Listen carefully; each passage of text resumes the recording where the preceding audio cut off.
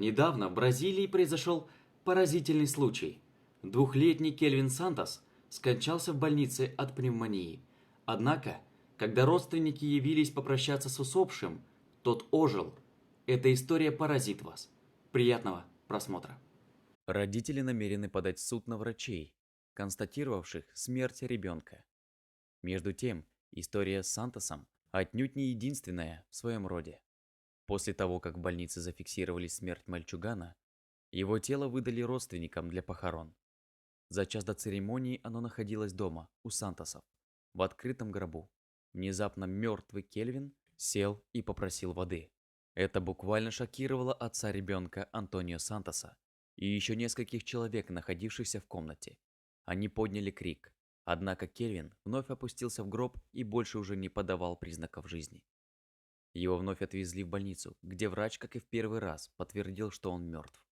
Между тем моментом, когда медики впервые зафиксировали смерть, и временным оживлением прошло 20 часов. На всякий случай Сантоса решили подождать с погребением еще несколько часов. Но чуда больше не произошло.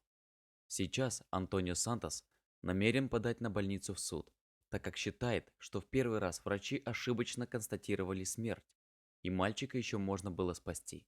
Кстати, медики так и не прокомментировали эту ситуацию. Как можно живого человека объявить мертвым? Ну вот, к примеру, знаменитый физиолог Иван Петрович Павлов наблюдал пациента, который проспал летаргическим сном 20 лет, с 1898 по 1918 год.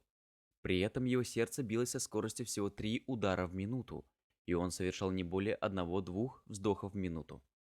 А этот случай задокументирован в архивах за 1937 год. 19-летний Анджело Хей из французской деревушки Сент-Квентин-де-Кале во время езды на мотоцикле врезался головой в кирпичную стену. Вызванный на место происшествия врач не уловил ни пульса, ни дыхания и объявил юношу мертвым. Через 3 дня он был похоронен. Однако незадолго до этого отец Анджело застраховал его жизнь на 200 тысяч франков. И страховая компания решила расследовать этот случай. Инспектор потребовал эксгумировать тело для выяснения точной причины смерти. Поэтому всего 2 дня спустя после похорон могилу вскрыли и отправили тело в бюро судебно-медицинской экспертизы в Бордо. А там патологоанатом обнаружил, что труп еще теплый. Покойника отправили в больницу.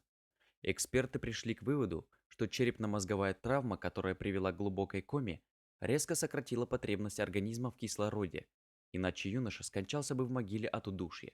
Анджело сделали несколько операций, и спустя долгие месяцы лечения он наконец поправился. Вот такая удивительная история.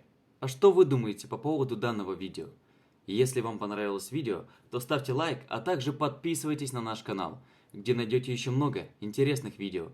А если у вас или у ваших знакомых есть интересные истории, то присылайте их нам. Мы обязательно расскажем про них в следующем видео. Почта указана в описании. До новых встреч!